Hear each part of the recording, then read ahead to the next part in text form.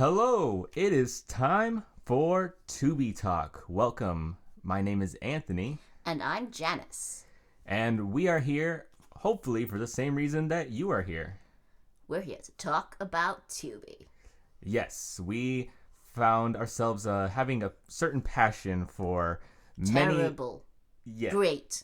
terrible, Horrible. great, Independent. independent, perplexing, Christian. Christian, exciting, Homemade. musical Potted plant.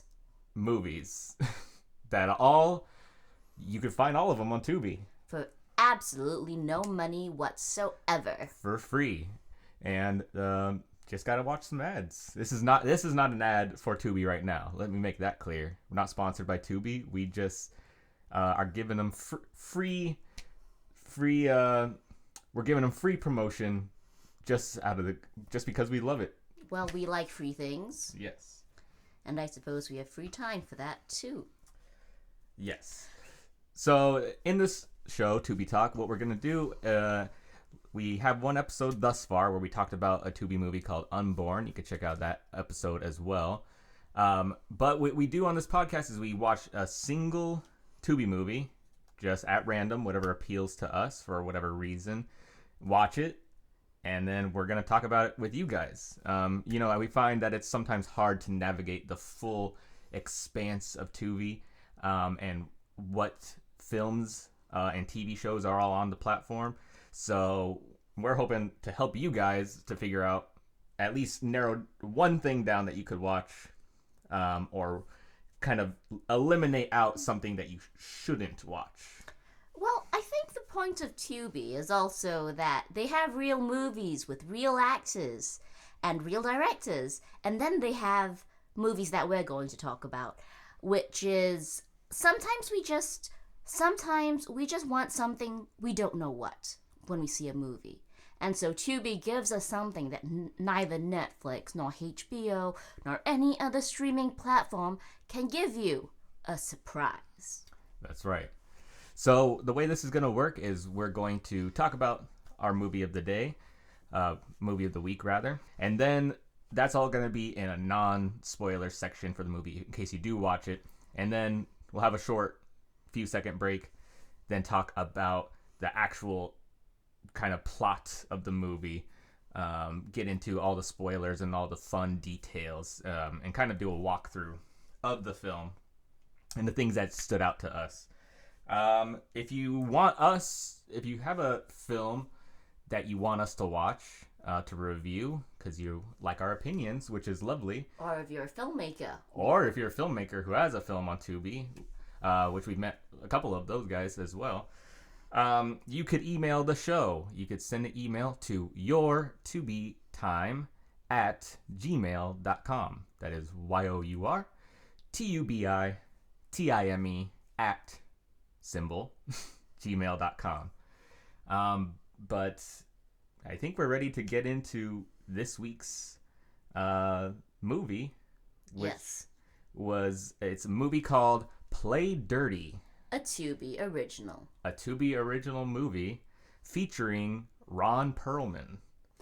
And apparently his co-actor, what's his name, Theo Rossi or whatever, they're apparently Sons of Anarchy characters. I've never seen Sons of Anarchy. Yes. So this might be something that if you're a fan of Sons of Anarchy, you'd want to watch just because. Yes. Obviously we know Ron Perlman as Hellboy, Sons of Anarchy.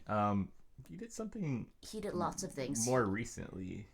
He also did very obscure French films. Did you know that Ron Perlman speaks French? I did not know this. That's all I know about Ron Perlman. There's a story that I always like to tell that I heard. If I met Ron Perlman, I might have a story there, but I didn't meet him, so I retell someone else's story, which is that he it's a story about motorcycles, and when he had to do motorcycle training for Sons of Anarchy, he was in the training course, and he had the instructor come up to the class and say, okay, can anyone tell me how the percentage of people who ride motorcycles who have some kind of accident over the career? And the guy raised his hand and was like 40%, and the instructor goes, a little bit higher. Next guy, 60%, higher than that. And then it goes on, and finally it gets to the instructor, blurting out 100%. If you ride a motorcycle, you will have an accident. So I like to tell that story because I believe it. Motorcycles are a danger to everyone. But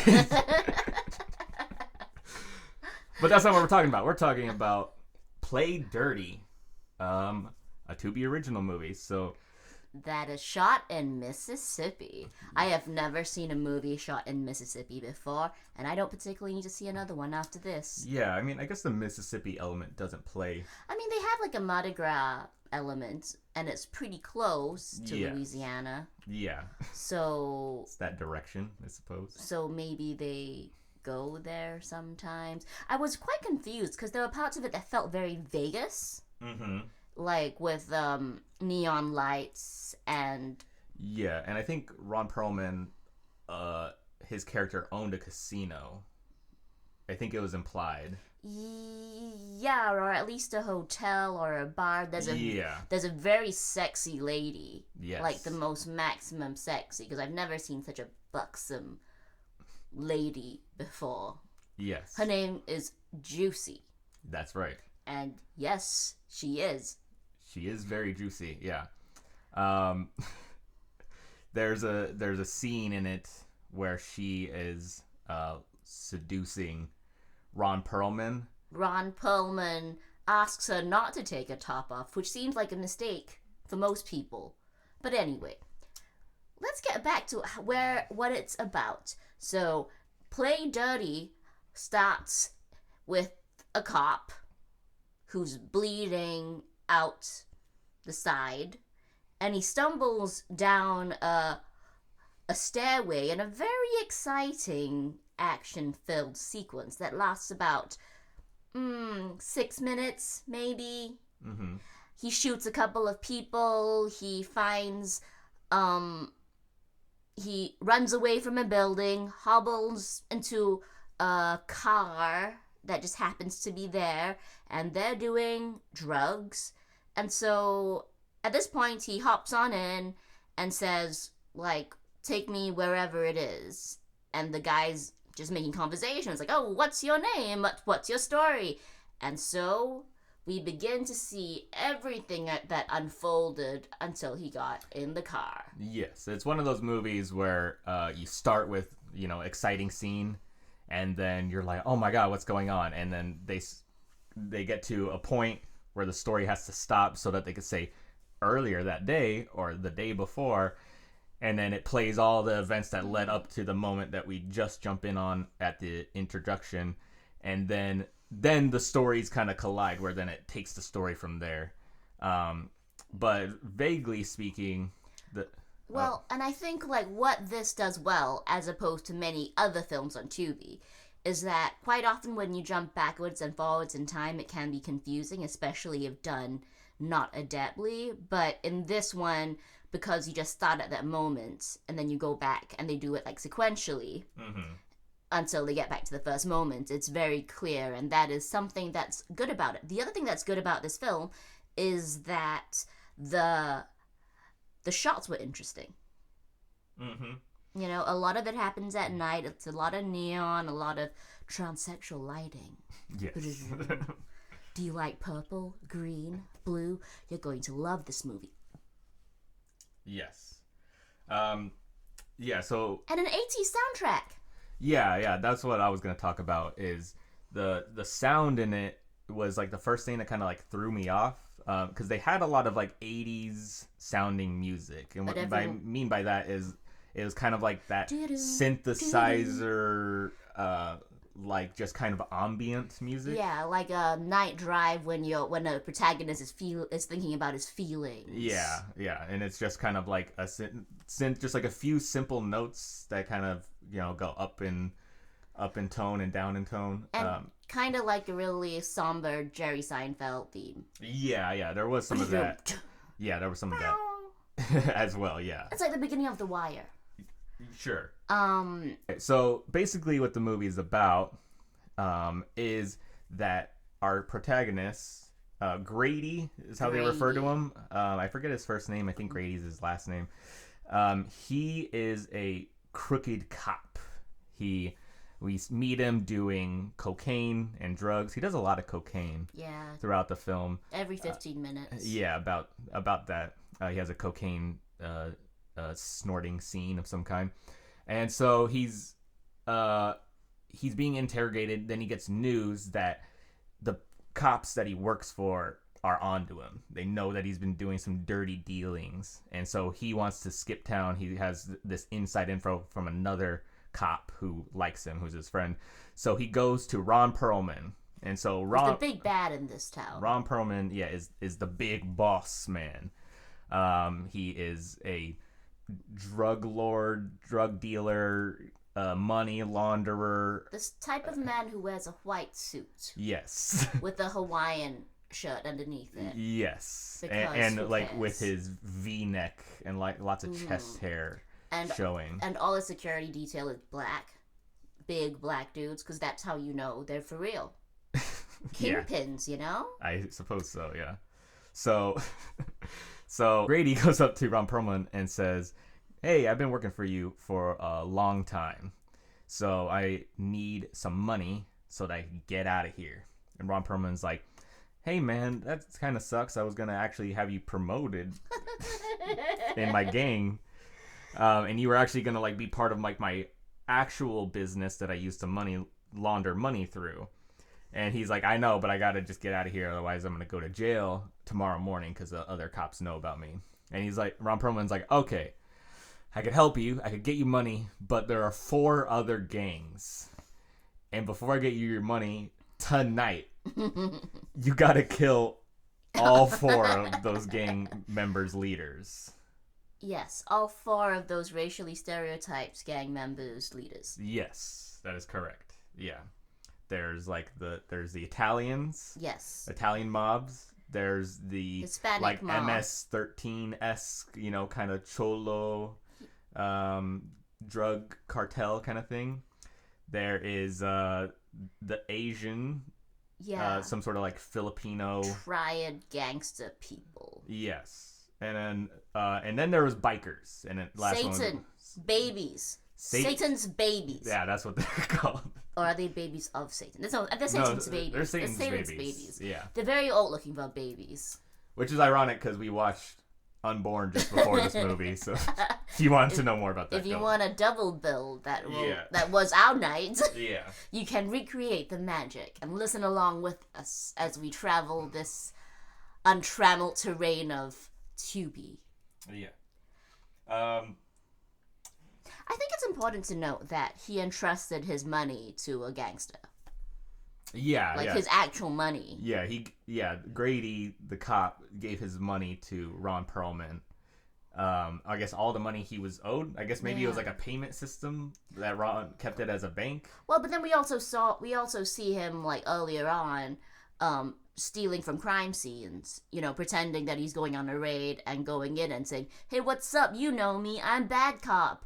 And then he goes pew pew, or tries to pretend to go pew pew in order to get their drugs so that he can do them in the car, and money so that he can just have some money. Mm-hmm.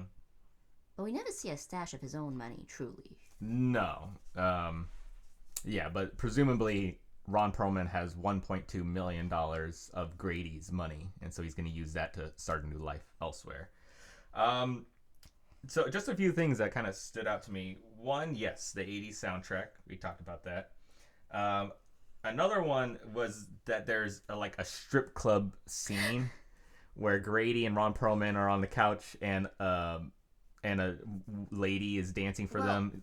And it's important to note that the time of day of the strip club. Yeah, so it's middle of the afternoon. It goes precisely from the first thing he does in the morning. So he starts off the morning with a meeting with a scary lady woman who looks like Hillary Clinton, who says, "We know you've been bad, Mr. Dude." And then the next scene, he is, with a little sniff of cocaine. He's ready to start the day at 10 a.m. He meets a young cop person who looks very enthusiastic. He says, "Chill out." He walks on in to this drug raid, takes stuff, and then later on, and as he gets in the car after like being equipped with both drugs and money, his friend Michaels, who is now a captain in the police force, chats him up in this midday stripper joint. Yes, that's correct. Yeah, and that's how Grady finds out that everyone knows that he's they officially know that he's a bad cop guy person. But the strip club scene is there is no like, you know, going through a strip club, the poof, poof, you know, the bumping of the bass music of dancing. It's the two guys, Grady and Michaels, sitting on the couch, and there's like kind of like some like disco lights, I guess, going past their face, but it's a very well lit room. And it's clearly someone's like couch in their living room. It felt like in between like a Chipotle and some kind of taqueria. In terms of how well lit it was like neon lighting, like okay. You know, it was just a really like I would expect it to be a salad bar. Yeah, it was very freshy. Well lit. Yes. And they just kind of give a hint that it's a strip club, but a lady just kind of walks away from them, and then they're like, "Yeah, they can't keep me away from this place." Money and they give her a few bucks, yeah. But she barely dances. She just kind of like wobbles. But you know, it's daytime hours, so what can you expect, right? Yeah. Another thing that stood out to me is that there's literally a point where one of the guys, I can't remember if it's a cartel leader or if it's one of the cops trying to figure out the mystery of things, but he literally says, "This math ain't mathing." Oh, yes, because he's trying to figure out why there's so little drugs from all the busts that they've been doing. Even though Grady's been going in and getting stuff, yes, right? yes, that's what it was. It was like, yeah, the math ain't mathing. The what do they call that? The Internal Archbishop. What is it? The Archbishop. The Archbishop of the police force. What do they call it? Commissioner. Lieutenant? Commissioner? Yeah, like the commissioner. You know, like Commissioner Gordon. Yeah. Batman. Yeah. Like he's like the head of the police, like that department of the police force is like that guy. The Archbishop of law enforcement. Oh yeah, so Michaels, the captain says to Grady, "You look terrible. When's the last time you slept?" And Grady says, he says, "Sleep is just death being shy." It was super cool, super edgy. I like the idea of a very shy death. It's like, oh no. Yeah. You know, I'll come back later. You seem busy. And then and then there's another dialogue where Grady, so Hillary Clinton. Yeah, Hillary Clinton. Who's not Hillary Clinton? That's our kind of go-to mnemonic device for this woman. She never comes up again. Police Hillary Clinton. Yeah, she's like also the commissioner, I guess. She's a lieutenant. Lieutenant, yeah, and so she's like. She's really putting Grady over the coals. That's really how we are first introduced to Grady. And Grady gets up and goes, "Look, I have real crimes to fight. I can't be in here talking to you about all this nonsense." I just never heard of like a cop being like, "There's crimes to fight out there on those streets, and gosh darn it, I'm a crime fighter." Holy penguin, Batman! It's time to go. Yeah. So that was great. And then just Ron Perlman. This is no big deal, but Ron Perlman, when they're talking about Juicy, him and Grady are going back and forth about how hot she is, because she is, and Ron Perlman goes, "All right, enough titty talk. Let's get back to business." What we had rejected for our name of this podcast, Titty Talk. Titty talk, yeah. That could be a whole segment. Yeah, I guess there's not enough titties these days to have a whole titty talk. Titty Talk on Tubi. It's free. Yeah.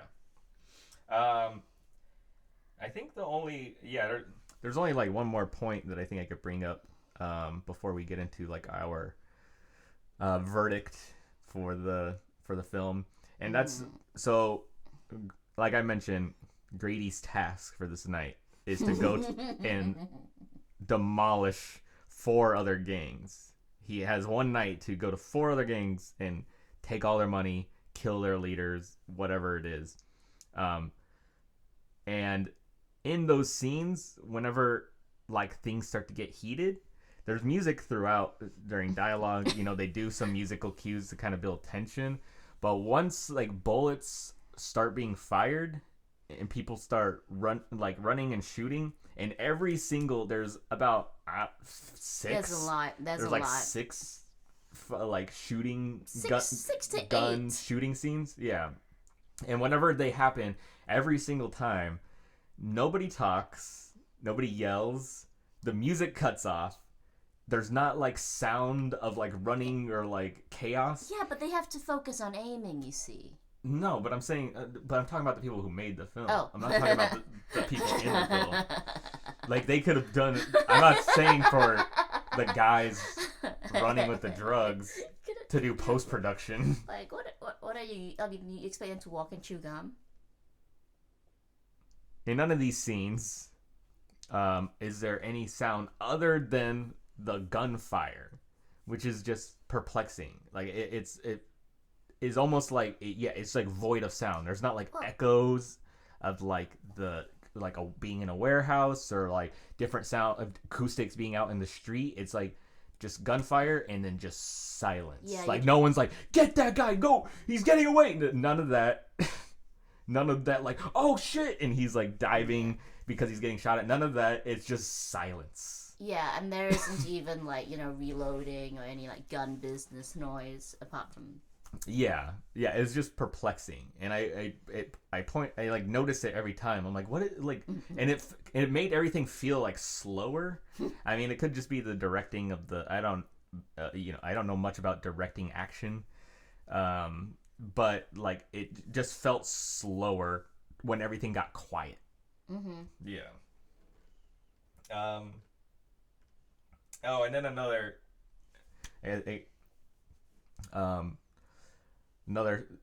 thing that happens often, like we said, is Grady does cocaine a lot. To the point where at one point in the movie, I was so annoyed, I just said out loud, "Stop doing cocaine." I get it. Stop doing cocaine. I know that you do cocaine. You're a quick cop. I know your story. We established that. Like, let's just get through this evening. Get through this night. I wonder if that's a reasonable amount of cocaine to do while you're on the job. Well, 0 amount is the reasonable amount to do when you're a professional police officer. But all I'm saying is that, like, you would think that amount of cocaine might be just a little bit too much. Well, yeah. Because it's like drinking water. If you drank water as much as he did cocaine, you're in a good spot. Yeah, you'd be a very healthy individual. Drink water, don't do cocaine. All right, do you have any more thoughts? He doesn't drink. He doesn't drink, yes. They did make a point to say. Everyone knows he doesn't drink, just cocaine. Yeah, he does a lot of drugs, yeah. But he won't put that poison in his body. Wait, you also gotta mention how his car is oldest.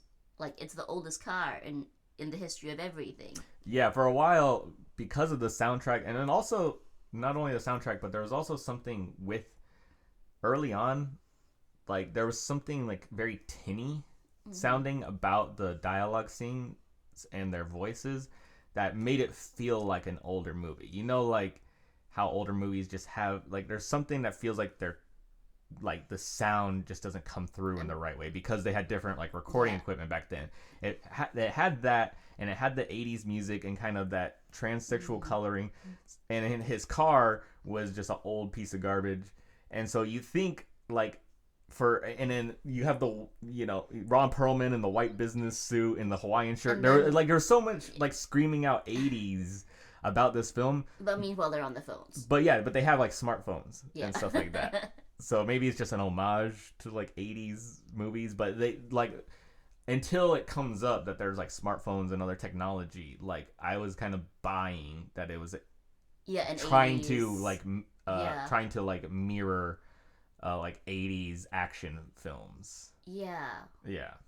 Like, due to all those choices. maybe someone just forgot that they had smartphones written into the thing. Maybe the person who wrote this film thought he had smartphones back in the 80s, right? Yeah. No, I think they just didn't care.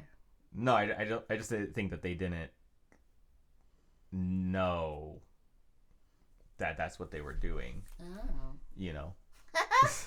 Oh. I just don't think they I see. realized. I think they did like all those elements of like old 80s action films, but didn't realize that for the audience watching it, that you're putting the pie together and like, where does this take place? What's the setting? Because it's not like they have anything that establishes this is the year it is, this is the time it is. You know, it's just buildings. There's not, there's not anything too crazy until it gets to like, they make the Italian mob boss makes a comment about his lackeys always being on their phone. Yeah, they do that. Yeah, and you don't even see a smartphone really, but there is that line in there. Like, so I mean, without that line, it could very well take place in the 80s.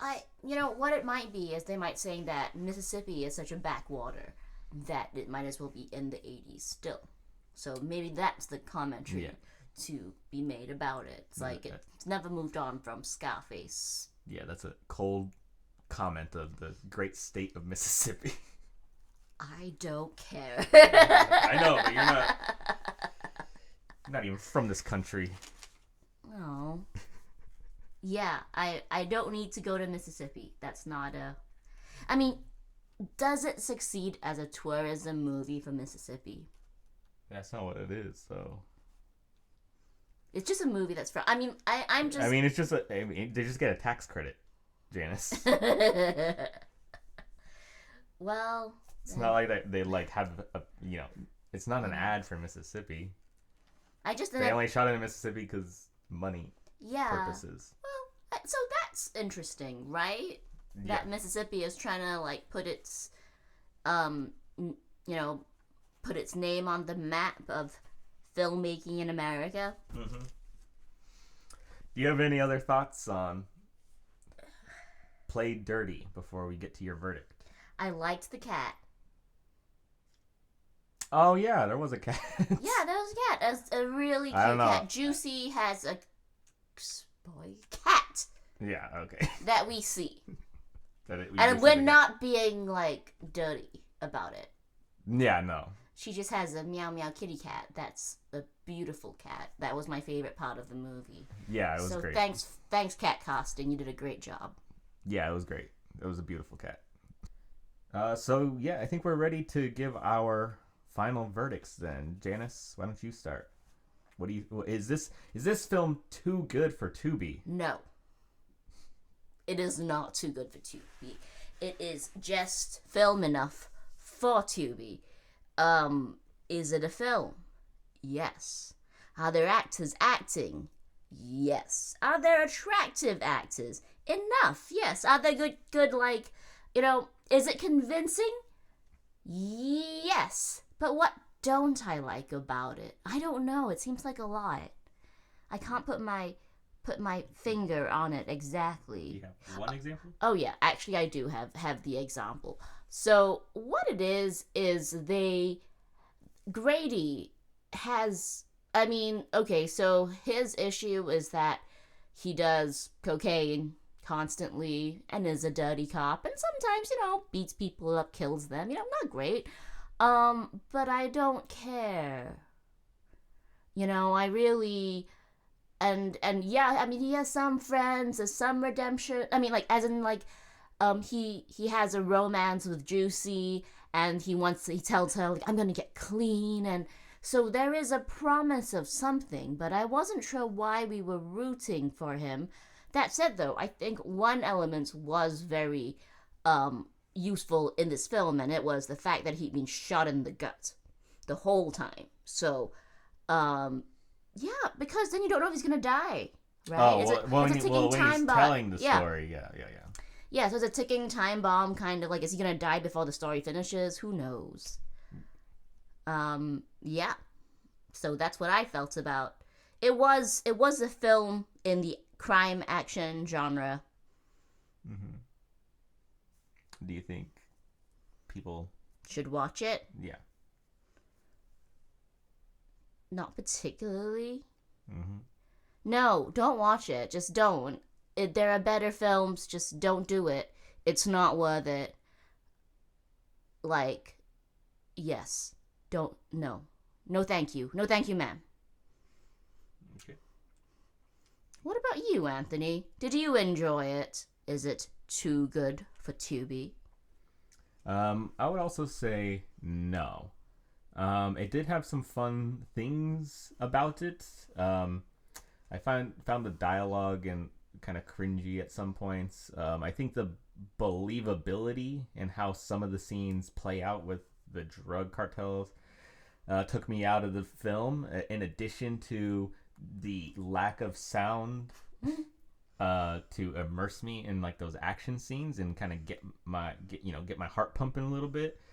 I mean, it was fine enough. It was sufficient enough. Nothing like stood out as like particularly bad. There was just kind of some perplexing choices. But yeah, I would say I think the last 10 minutes maybe have the cat in it. So if you want to see a gorgeous cat, then skip it all the rest of the movie. Just watch like the last 10 minutes. And I would say, like, if you do like independent film screenwriting, you might really like it. Yeah. Because sleep is just death being shy, and the math don't math. Yeah. Yeah, that's some real like screenwriter. Indie dialogue writing right there. Well, and especially the amount of cocaine every like so often. I mean, like, just throw it in there casually. Yeah. That's very like independent film. Yeah, yeah. Like, this was totally written by a 22-year-old. Yeah, almost certainly. Who had never done drugs before. Not like we have either. Yes. But I would imagine. I'd also say that the ending was fairly confusing and unsatisfying. So yeah, I mean, it was a meh film. Some things didn't make sense. There was some fun things about it, but and then the ending just kind of made it all like the ending kind of makes it so nothing that you spent the last hour and a half watching matters. But you felt that way anyway, considering that you don't really like relate with the protagonist. However, he does have a really good work ethic for someone who's addicted to drugs. That is true. So that is confusing. Yeah, he is a go-getter. Well, I mean, the drug he's addicted to is cocaine. Well, yeah, it means that's expensive. Get right. shit done drug. I guess so. It's like Adderall. Yeah, I mean, he killed. Oh, never mind. We'll get into it in the spoilers. So if you want to watch the film and you don't want to have it spoiled for you, thank you for listening. Again, you could email us and tell us why you've decided to watch this film after we've talked about it, because we want to understand too. Yes.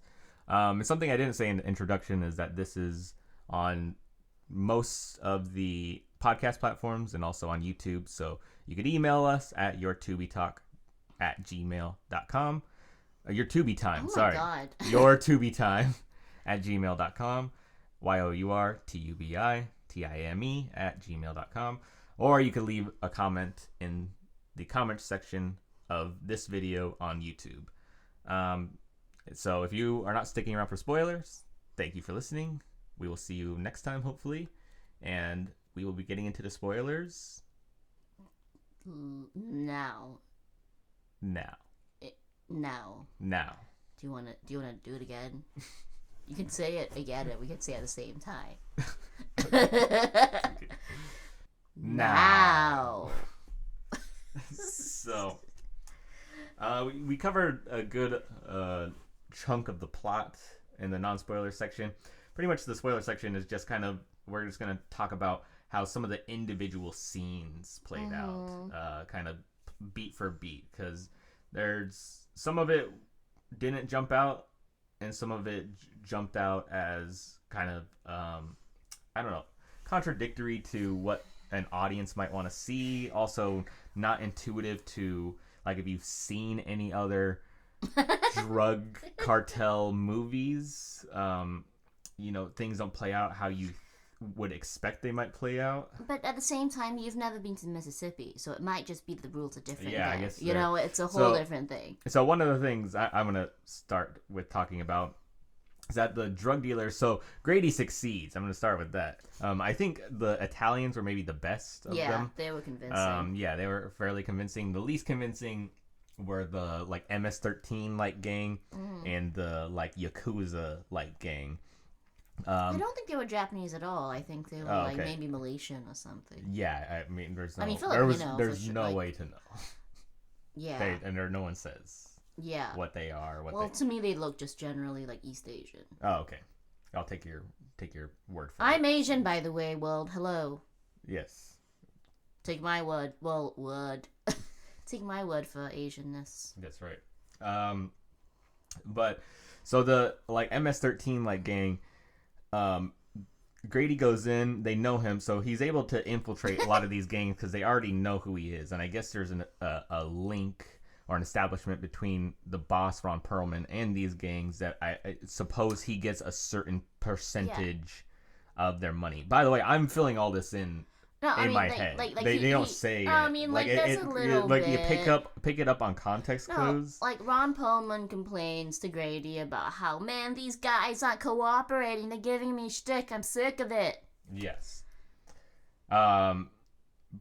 Like I thought they just weren't cooperating. Like when he said that, I just thought they weren't cooperating because they were also selling drugs and like taking away his business. Oh. And so he could sell. He wanted them gone because then he could sell 4 times as much drugs. But does he have the supply chain to handle that kind of increase? It's not. No one's thought it. No one considered. Oh, okay. It's irrelevant. We have to assume yes. I mean, if you're drug... Where's this production of out of Mississippi? I mean, that's the more interesting question, right? The economics of... It's not in the film. Okay. No one asked. I'm just talking about... Why are you derailing? I'm sorry. Go on. God damn it. Go on. I gotta backtrack. So, presumably he wants all the gangs gone because... so that he could sell 4 times as much drugs to everyone. But it turns out he wants them gone because they're not giving enough money back to the house, I suppose. And so that's how Grady's able to infiltrate. Like 2 out of the 4 say, "Hey, it's not Friday yet. You're not supposed to be asking me for money right now." And then Grady turns the tables, and things get hectic and wild. Well, for a lot of his cover for a lot of his infiltration is that I'm just paying you a social visit, and almost everyone offers him a beer. Yes. And one of them even talks about how they hung out one time. Yes. Yeah, that was the Asian dude. East Asian. Yeah. Gang member. Yeah. Yeah, because when he asks him for the drugs and the money, he goes, "You sat next to my wife. We had dinner in my house." No, he doesn't say that until he... No?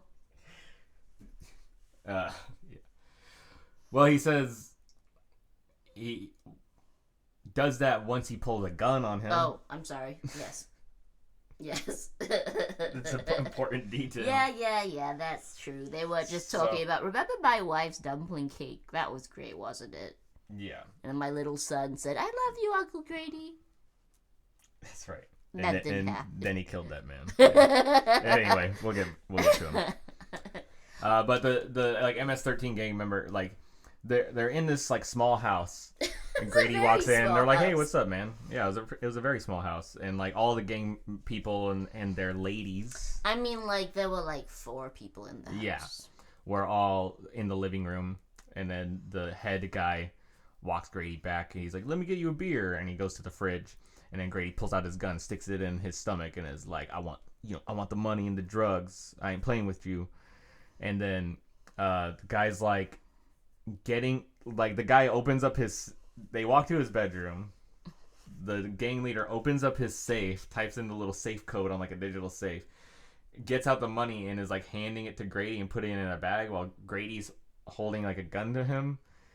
And I'm just thinking the whole time, like, you have like a house full of your lackeys who would fuck this guy up with like any sort of. You don't have a code like a, whatever, No, they're chill. like whatever, yellow hummingbird, and then they're like, oh shit, someone's got him hostage, like there's nothing like that, or he can't, look at one guy, give him a wink, or like he's very relaxed about it. I wrote in my notes, compliant drugs bosses. They're very like he pulls a gun out and they're just like there's no resistance, there's no fighting, they're like they kind of talk to him, they're like, what the fuck, Grady, come on, you can't be doing this to me, man, taking all my money and my drugs, what's up with you, dog? Like that's all they do really, but they're never like, never try to get the gun back, never fight him, never punch him, never yell to the other gang members that are within close proximity. None of that. They're just like, shit, you're gonna take all my money, really? Yeah. And another thing that like happened in the scene was we had to watch this 3 times. What transpired 3 times, because Grady's aiming his gun at the guy at his back. The guy is getting the money out of his closet, like I said, putting the money and the drugs into a pillowcase for Grady. And you see, so the camera shows Grady's gun in a mirror. Mm-hmm. And then you could see from the gun in the mirror the people sitting on the couch. Yes. That in are in a different room. And the guy sitting on the couch in a different room, the thug, we'll just call him, gets up, tells his like girl to wait, and starts walking like perpendicular to where Grady is, and then it all happens in like a second and a half. And I'm only explaining this to you in case you see the film, so you know what's happening. The thug shoots at Grady but misses and actually shoots his own boss in the neck, and then Grady shoots that guy. And then Grady grabs a pillowcase and jumps out a window, and a different guy comes and starts firing shots at him. Mm-hmm. And then 4 other guys run out on the street. They were just hanging out. That were just in the doghouse. Yeah, somewhere. And I guess they're in their respective dorms within the drug house. Maybe that's why he didn't bother calling anyone, because his henchmen were such bad shots. Yeah, I guess so. And then so they all, I mean, I guess that's a trope of action films, is that they miss all their shots, right? But well, that's a real frustration. Then they all run out, and then I also wrote, because this happens often, Grady just jogs away. Like, yeah, everyone comes out, so Grady jumps out of the window. Guy is shooting him through the window. Then 4 other guys all run out of the front door and start shooting him as Grady runs down the street away toward his getaway vehicle that he parked earlier. And he's not like sprinting. He's not like shit, like trying to duck like for bullets. No. He's like Sunday morning jogging with this pillowcase, like at a very just like, like he's probably got a healthy heart, but it's not like... He's not like sprinting. He's not like fighting for his life. And then he's just done. He's like, all right, that's one gang down. On to the next one. Like, it seemed like not a big deal. Like, at the end of it all, when he does kill all 4 of the gang leaders and gets all their money, and like, I was kind of like thinking, like, why didn't you do this sooner, Ron Perlman? Like, it was kind of easy. It took him like 4 hours to take out all your one guy. One guy. It was one dude who's always on cocaine too, so it's kind of like who didn't have like any particular like John Wick like capabilities or like even struggle. Like the only time he got hurt at all was at the very end, which I guess technically was the beginning when he got shot in the stomach. Mm-hmm. That's the only time he got hurt at all. Yeah. But the rest of the time he's just like. Maybe he just has good luck. Maybe he's Irish. I don't know what it is. No, it doesn't look that way. Yeah. And I think the other thing that, like, I mean, the mechanics of this whole enterprise is kind of, like, okay, so there are a couple of things. One is that, his boss, Ron Perlman, says, hey, I'm going to have some muscle follow you around to make sure you don't try to skip town. And right after that, he immediately goes to his girlfriend Juicy's house. Yes. And no, a motel. Yes. Not a house. Right? Yes, because Juicy also works for Ron Perlman. But Ron Perlman doesn't know that Grady and Juicy are involved in any way. And he does talk about how he likes to look. He likes to look at her butt. Oh, just look at it? I thought Yeah. she said that there was more than just looking at it. Who did? Ron Perlman. No, he's like, because remember when Juicy comes on to him later, he's like, you know, if it was some other girl, I would have fucked her in a week. Yeah. He's like, but you, I like you. There's something special about you, so I'm taking my time to get to know you. Yes. You know. Yes. You're someone I could see a future with. You know. That kind of thing. So yes. I didn't mean to derail. I just wanted to throw in the background context. Oh yeah, because I thought the back and forth titty talk was like him fucking her ass. No, it's just him appreciating it as a gentleman would. Wow. Oh wow. And then so he goes to a motel. Yeah, he goes to a motel and spoiler. We're already in the spoiler section. Like no, he's like I mean, how should we start like doling out the sequence of what happened? Well, just talk about what you're talking about. The guy. Oh yeah. The guy's following Grady. Then Grady goes to the motel where Juicy is, and what happens? And so it does seem like Ron Perlman's whole bodyguard brigade is comprised of like 3 people. 4 of you include Grady, and 5 of you include Juicy, which seems like a pretty small outfit. But so maybe you can see why he's so desperate to get rid of everyone else.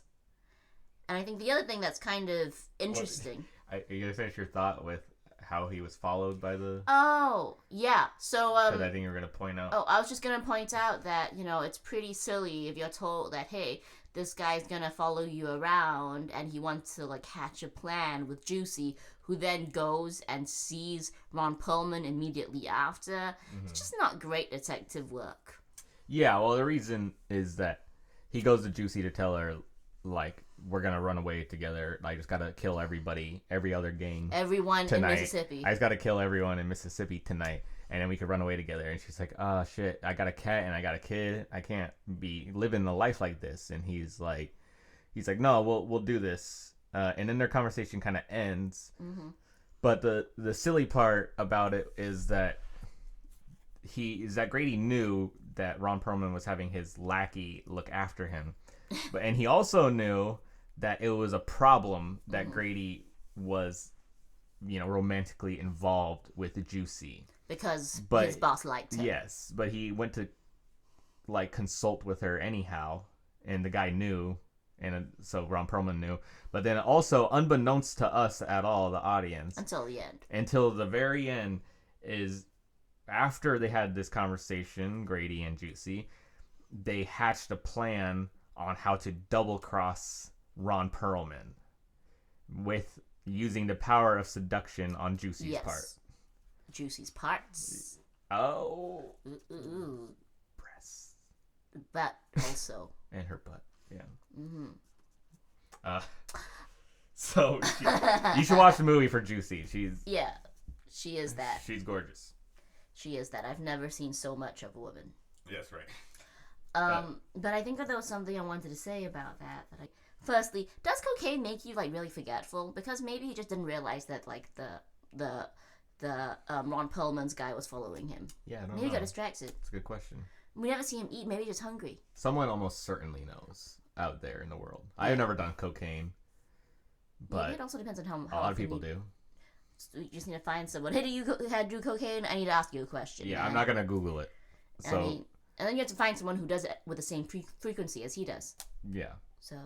It's about once every. I mean, like 15 in real minutes. time in the film, like in film time, it was like every 15 minutes. In real time, it was probably like every half hour. Okay, so that's reasonable. Yeah, and one night, yeah. Oh my god. Well, I mean, to be fair, he's got a lot of stuff to get done that night. So yeah, he's got a lot on his plate.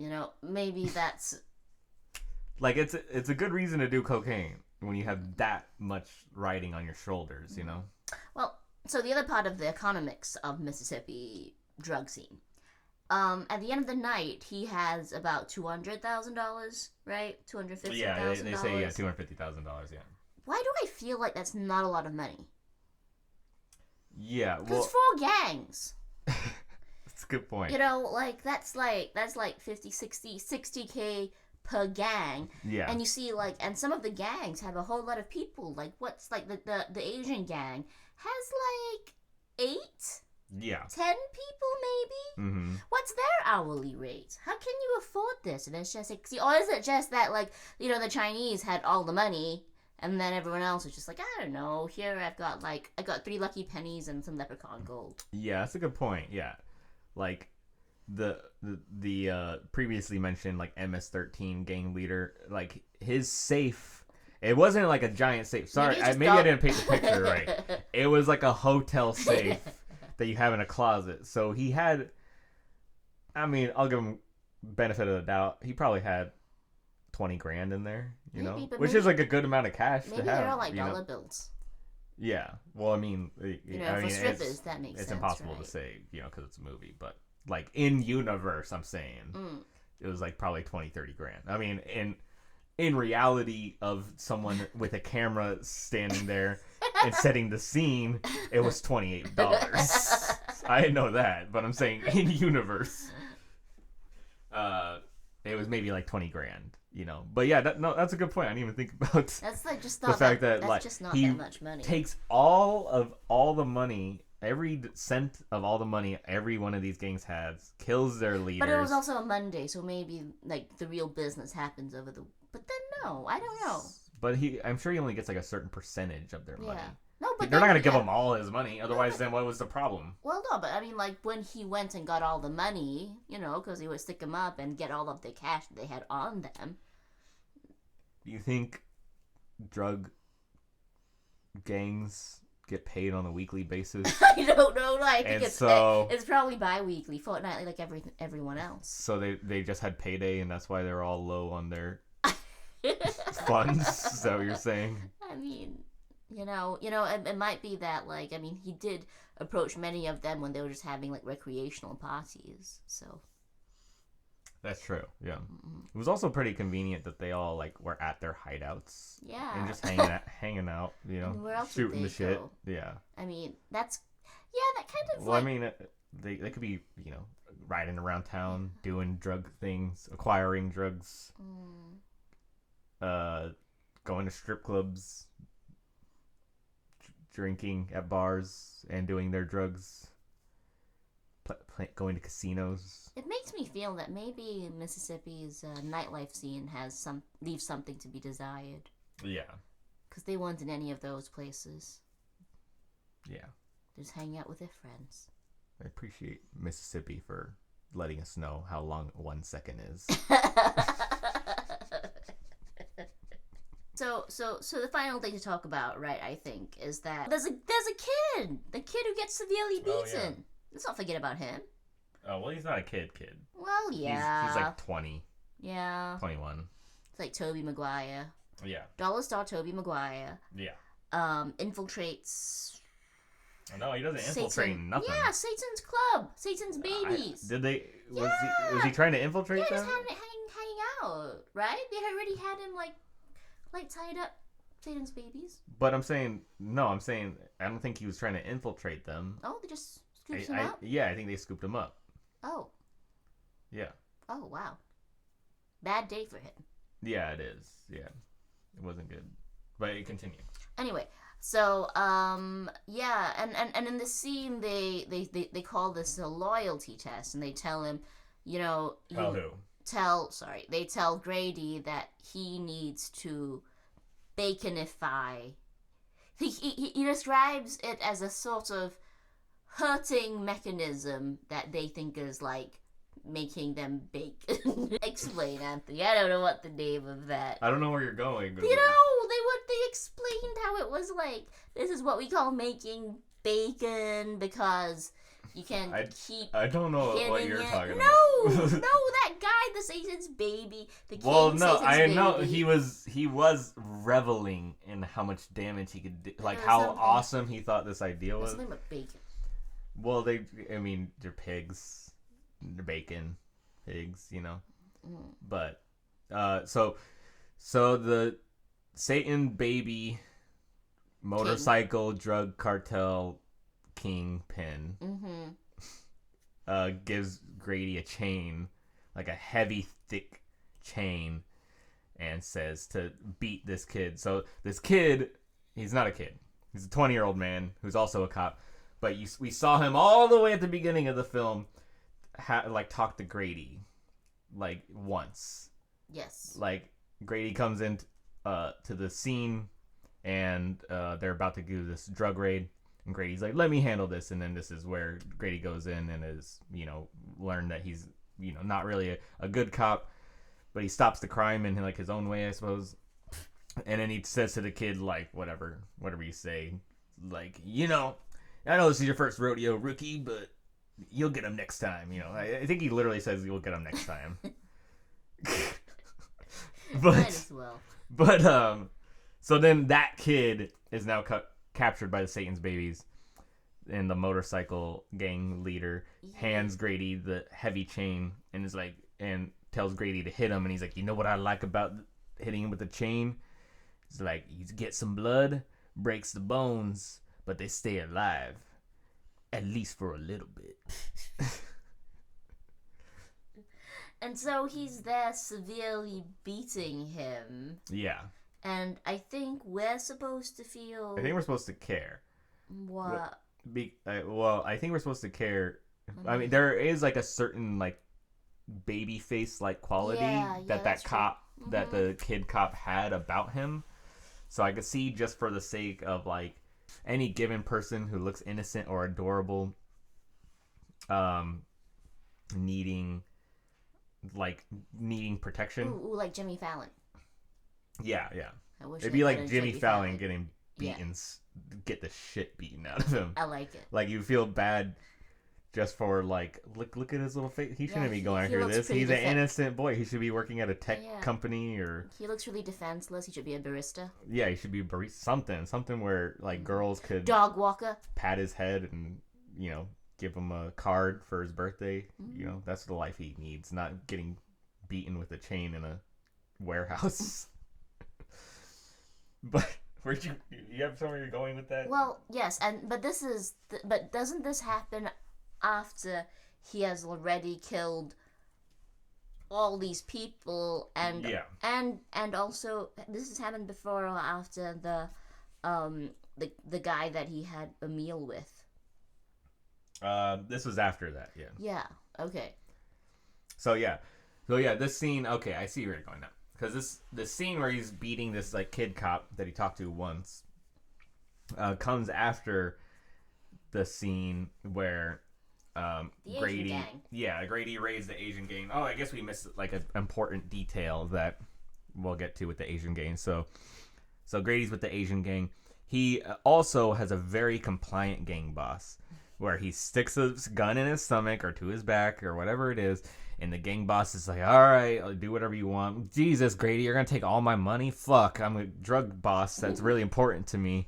But but you could take it, I guess.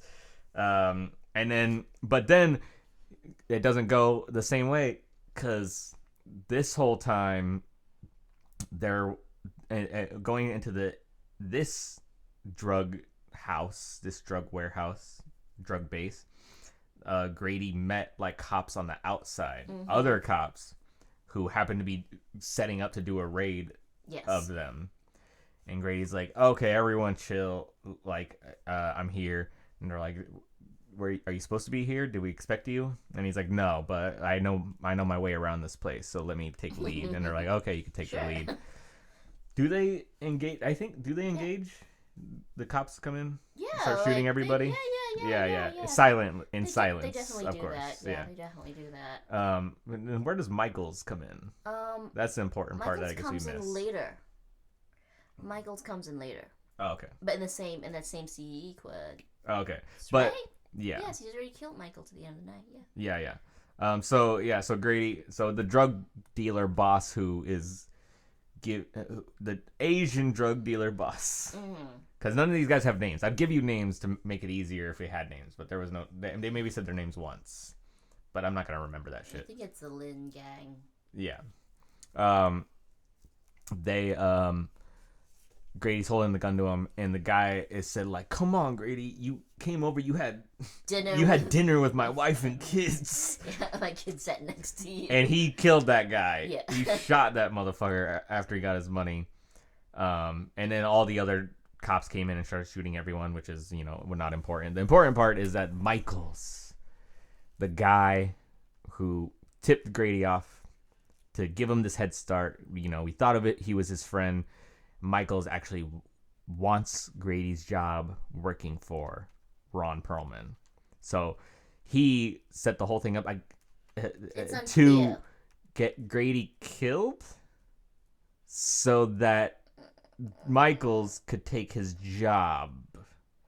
And this was a pretty confusing part because it wasn't like a new development. Michaels knew that this is what was going to happen. This is what he wanted to do, was take Grady's job. We also don't know if what Michaels is saying is true or not, because in the strip club, when he tips off Grady to the fact that he's going to be arrested, we have no way of verifying it. Yes. So later on at the beginning of the night, Michaels called him and is like, "Where are you?" And he says, "I'm on the road." And Michael says, "You should be 300 miles away by now. Why are you still here?" That's when we see Michaels again. And later on in the warehouse, we also see, after the agent shootout, we see this mysterious guy with the mask chasing Grady. Oh wait, turns out it's Michaels. And Michaels tells Grady, "Man, I miss that life. that thug life that we used to have. You stayed with it, but I have a wife I hate and children I hate also. This all doesn't mean anything. I want to have fun. Ain't this fun?" And then he chases him down a little bit more. Is about to shoot him, and then Grady shoots him instead. Yes. Because he sees the reflection in a puddle. Yeah. But I guess the point is that there's no way to tell if the cops actually knew that Grady was a crooked cop and that he was actually going to be arrested and go to jail the next morning. It doesn't matter. Or if the guy made the whole thing up because he actually was a friend of Grady and he made the whole thing up to try to get him to just leave town by himself so that he could kind of have his cake and eat it too. He didn't need to kill his friend. He still got to be in the police force. He got to be Ron Perlman's right-hand man. Or if he made up the whole thing knowing that Ron Perlman was going to tell him that he needs to kill every gang in Mississippi. And he was likely to die doing that because why wouldn't he? And then he would not have to directly kill his friend. He could have his job with Ron Perlman and he'd still have his job on the police. There's no way to know. It's just kind of whatever you create in your head, I suppose. Maybe he was making it up as he went along. Yeah. It's like, what else are you going to do on a Monday night, man, in Mississippi? Oh, I guess I'm going to do one of any of these outcomes. Yeah. So that was a perplexing part. And then I suppose the important piece is that Grady kills all the drug bosses. Then he goes to reconvene with Juicy. He goes back to Ron Perlman. And Ron Perlman, due to scenes that he had with Juicy, is like mad. Oh, they kind of. He was drugged by Juicy. Yeah, he was drugged by Juicy. Juicy hid a gun under the couch cushion. Yeah. And was also beaten somewhat. So Grady goes back victorious. He killed every gang. Yeah. And he puts he puts his $250,000 with Ron Perlman, and Ron Perlman's like, impressive.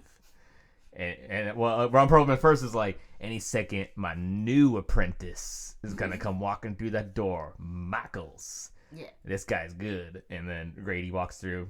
Grady's like, expecting someone else. And then, then they they have a back and forth or whatever, and Ron Perlman's pretty much like, yeah, you can just stay here and work for me. And he's like, no, just give me my money and I'm gonna be out. And Ron Perlman's like, I don't got it. I don't have any money. I'm a money launderer, so it's in It's Yeah, in other businesses and offshore accounts and whatever the fuck else, but I don't got it. And so, how did they end up in the scuffle? I think he just goes to shoot him. Right? No? No. Oh no, I think what happens is like Grady sits on the couch and then the gun is under the couch cushion that Juicy left there. Yeah. Then he shoots at everyone. Shoots Ron Perlman, but Ron Perlman shoots him at the same time. Mm-mm. And then that's where like we started the movie. Yes. Is him coming out of the door of Ron Perlman's office with the gunshot in his stomach. Yeah. Oh yes, that's right. Yes. And then the way it all culminates, so we haven't seen Juicy this entire time. But somewhere around this time, which is like the last 15 minutes of the movie or so. The world's most beautiful cat. The world's most beautiful cat, because Juicy's packing her shit at her house and telling her son and her cat, we gotta go. Her son, by the way, has an imaginary friend because that shows depth and character. That's right. Mr. Timmy. Mr. Timmy, yeah. Because her son, she's like, we gotta get the fuck out of here, we gotta leave. And he's like, Mr. Timmy doesn't want to go. And so she has a whole scene of talking to a nothing in a chair. Yeah. Googly Bear, what are you afraid of, Mr. Timmy? Yeah, that's right. And the kid goes, well, I'm afraid I won't know anyone. And she goes, oh, boo boo boo. I'll be there, and your best friend, my son, will be there, so we're gonna be cool. And the kid goes, okay. Yeah, the kid puts he cups his hand around his ear and crooks his neck to the side a little bit in the chair that is imaginary friend, and then he just sits there for 5 seconds and then goes he's okay with it now. It's just a totally pointless scene. Maybe the point of it is this, right? If you're a mom who looks as Juicy, your kid is going to be an angel. I guess that's true. Just saying, That's man. just genetics, baby. I mean, she does have great mom assets. Yeah. Mammary assets. Yeah. Ka-tow, ka-tow. Zing! Anyway. But so yeah, Grady, there's a whole thing too with, so as previously mentioned, we're now caught up in the timeline with how the movie began. Grady's in the car with these people that he kind of commandeered their vehicle and telling them the story. Those people barely matter. I'm not going to get into them, but there's a weird thing where because Grady has $250,000 on him, he's telling the driver, who's like, oh, really? And then he pulls out slowly a box cutter. And you're like, he's going to try to kill Grady. And he should have. As he's driving. And he really should have. But he's going to try to kill Grady. And Grady, and then you see his girlfriend grab a gun. And so you're thinking, okay, well, they're thinking the same thing. Mm-hmm. They're both going to want to kill the guy and take his money, right? But that's not what happens. The guy, I think, stops for a second, jumps across the back of his seat to try to cut Grady with this box cutter. I mean, while driving is silly. Yeah, at least he pulled over to make it safe. And his girlfriend blows his head off with the gun. But they were also doing drugs prior, so she might be in a funny headspace. I guess she is, man. Well, guess what? He's in a funny headspace now too. Ka-chow! Yeah. There's a space in his head. Has a lot of space. With a bullet-shaped space in his head. Yeah. There's a lot of free roaming area in his head now. It gets good air, the circulation. Yeah, that's right. His brain can breathe well now. Because it's got direct exposure to the elements. You get proper oxygen to it. Yeah. But then Grady hands her $1,000 and he's... No. What did she say? She says, no, you can be with Juicy. Does she say that? Yeah, something like it.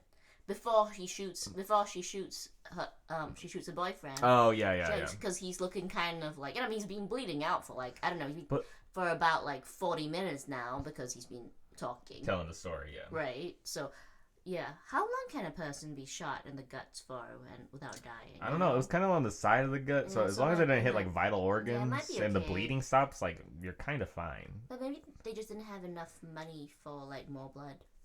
Yeah, there wasn't like a whole lot of blood. Honestly, you would think he would bleed a lot more for how much? I mean, for stomach blood. Yeah, it didn't even bleed through his shirt. Yeah. He had to lift his shirt to show us that he got shot. Yeah. It's a lucky guy. Yeah, he's really lucky. Until the end. Until the end. So he goes to the girl who just By the flew. way- They take her boyfriend out. They just flop him onto the Yeah, street just throw him onto the street, yeah. that she just shot in the head. And then Grady gives her like whatever, $5,000, whatever, a chunk of cash from his bag of cash, and then goes, "I'm gonna have to buy this car off you." And then he goes, I don't know, says something like, "Hey, Can you get wherever you need to get? is that what he says?" Something like that.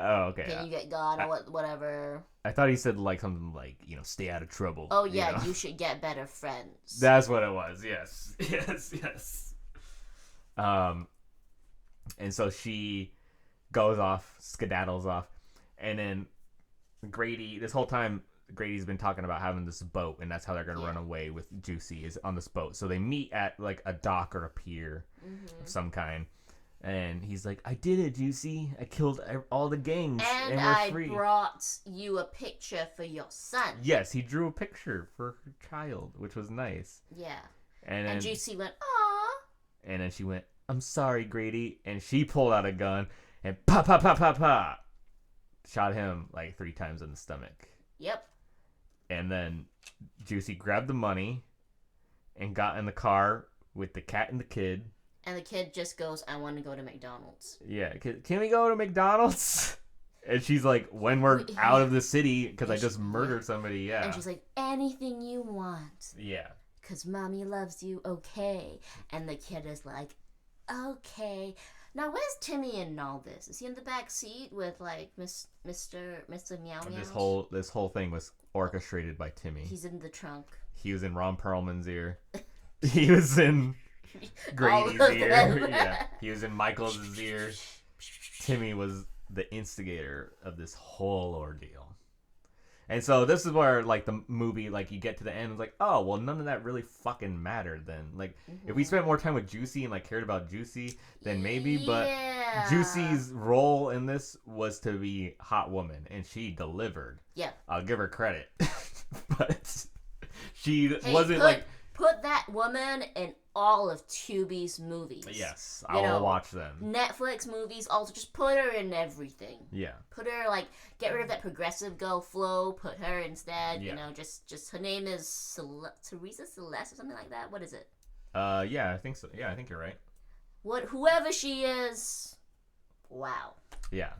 10 out of 10 for her. 100. Most woman. Yeah, we like her a lot. So We're big fans. So maybe, but then you don't need to watch the whole movie for her, right? No. She's in it very little. Which is why, like, really, I guess this ends up being Juicy's story of how I got $250,000. Instead of play dirty. Instead of play dirty, it's like how Juicy got $250,000. Well, she led this guy on, and he killed every gang. She just, like, bided her time. And then she just waited. And she left, it was fucked up. She left the picture that Grady drew with his blood all over it just on his dead body. She didn't even pick it up and, like, try to give it to her kid. She didn't give a fuck about him. No. But why would she? She's... Why would she give a fuck about... Look, I don't know. Here's the question. Why would she care about a man who's addicted to cocaine? That's true. She's got a I 5-year-old think she and a was cat. too. Was she doing it with him? I think so. I don't know. But, I mean, we didn't see her do it as constantly as he does. That's true. We didn't see her do it at all, really. But I think it was implied through, like, their conversations. Yeah, and she also just said that, and when he said that, "Oh, I'll get clean," she was just like, "You're just a junkie." Yeah. That's what a junkie would say, or something like that. I mean, it just seems like she was I'm not sure what her job was with Ron Perlman, but she just seemed I think she was maybe like a waitress at whatever establishment. That makes sense. Yeah. Sexy waitress. Sexy waitress, yeah. But and that's how the film ends. They just Juicy drives off into the sunset with all the money. Grady's dead. Everyone else is dead. Mm-hmm. So I guess there's really no more drugs in Mississippi either. Woo! Yay! Congratulations. But yeah, probably you don't need to watch it. There's like a few good scenes, but like you could find better in other movies. I mean, if you like Ron Perlman, his scenes are extremely watchable. Yeah, I agree with that. And Juicy's scenes are very watchable. Yes. And there's decent action sometimes and a very cute cat. Yeah, there was one scene I'll talk about real quick before we wrap this up. That did give me like some emotion because Ron Perlman, because Juicy's there to like seduce Ron Perlman. He's like coming on to her. She slips something in his drink that he doesn't know about, but he does know she's planning something because she's romantically involved with Grady. And so he's like kissing on her neck and stuff, and then she goes to take her like her like dress off, and he's like, no, not yet, keep it on. And she's like, okay, she puts it back on, and then he gets up, stands up in front of her. She's sitting on the couch, takes off his belt, and is like, and then she gets down on her knees, you could paint the picture in your head at the proper level one ought to do some oral servicing. Oh, that's what he had planned. Yeah, got it.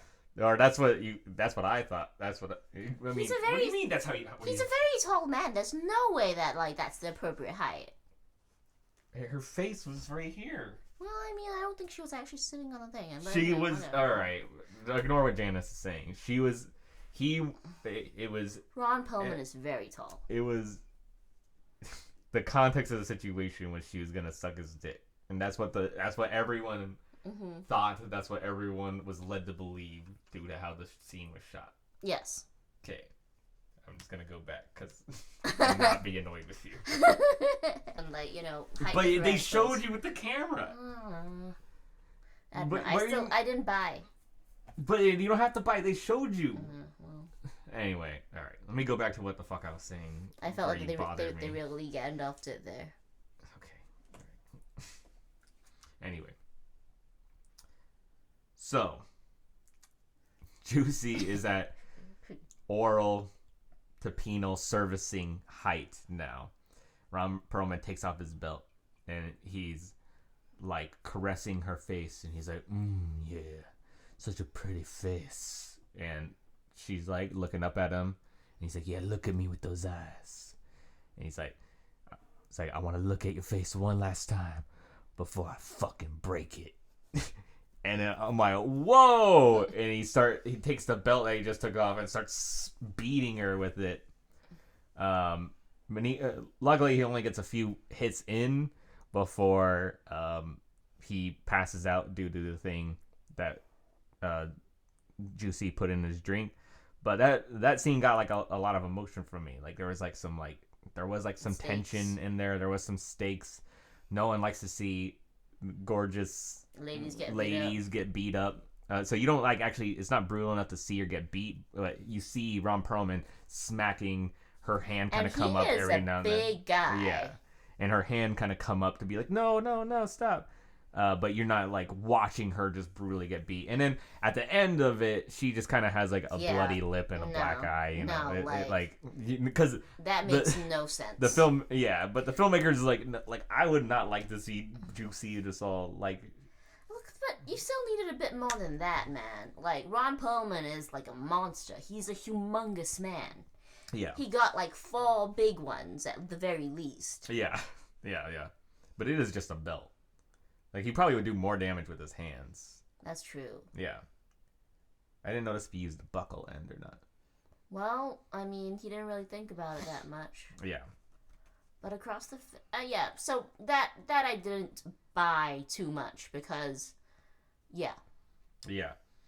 Well, yeah, after Like, yeah, that it was just pretty much from the time that Ron Perlman and Juicy sat on the couch to when he started beating her, that was getting the tension That was and the emotion. best scene in it. Yeah, that got the tension and emotion from me of like what's gonna happen, you know, like how is this gonna go down? But yeah, that was probably the best, like the best part of it. Yeah. Yeah. I did like that they had the whole what shoot the rodeo. Yeah. That's a red letter media term that I'm commandeering for our purposes here. But yeah, they did if you don't know, shoot the rodeo is a term that red letter media guys invented, as far as I know, where they have a movie that's being made that you wrote the script for, and then you have an event that is happening in real life in the world, and you film your characters and like things happening in that event to kind of make it seem like your production value is a lot higher. And that actually did a lot for me.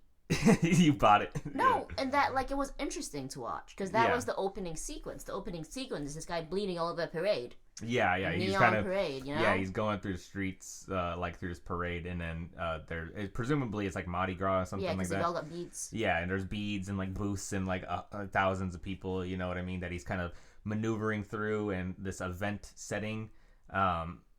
It had no relevance on like the film, but it did make it seem like it was a real film thing happening. You know what? I think that does like give it something because you must have a good opening sequence.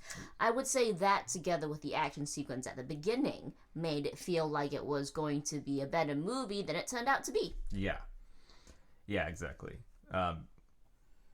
Because the Mardi Gras, like, there's no way that the producers of this film like made that happen. It was certainly like they had the actor and like the director of photography, because there's no like sound, there's no it's just like the music kind of playing and like these long sequences. So it would be like really easy to just like get a guy with like a camera or steady cam and then just have the actor walk through, like kind of hobbled with this bag or something like that, and then just have him walk through this like parade setting. It'd be super easy to do. And they really only had like 2 sequences of him, like, you know, jumping over a fence or like walking through the parade. Yeah. So it was relatively easy to do. And I guess people expect that in Mardi Gras people will be drunk and beat up and walking through the parade anyway. So it's easy to, you know. Yeah. It's easy to fly under the radar. But any other final thoughts on? Nope. Play dirty. No. I think that was sufficient. Okay, I agree. So, again, thank you to whoever's listening for listening to this podcast. Again, my name is Anthony. And I'm Janice. And we are going to watch something else on Tubi. I wonder what. Yeah, we're going to do these episodes every week, like I said, until we get some beautiful soul to message us, either leave a YouTube comment or email us at yourtubitime@gmail.com, yourtubitime@gmail.com. Till we get someone to recommend us a movie, we're just gonna keep picking one and giving you guys our thoughts about it. Ooh, and we should be completely frank about why we chose this movie, and it was 100% Ron Perlman. Yes, so they did their job. Their budget, whatever it is, $1 million of their budget going to Ron Perlman did the task it was meant to do, to get us to watch the movie. Because the poster didn't seem appealing, the description seemed but it was like, Ron Perlman. He's a real actor. He's a real actor. So thanks again, guys, and Janice and I will catch you next week on TubiTalk. Bye. Thank you. All right, good enough.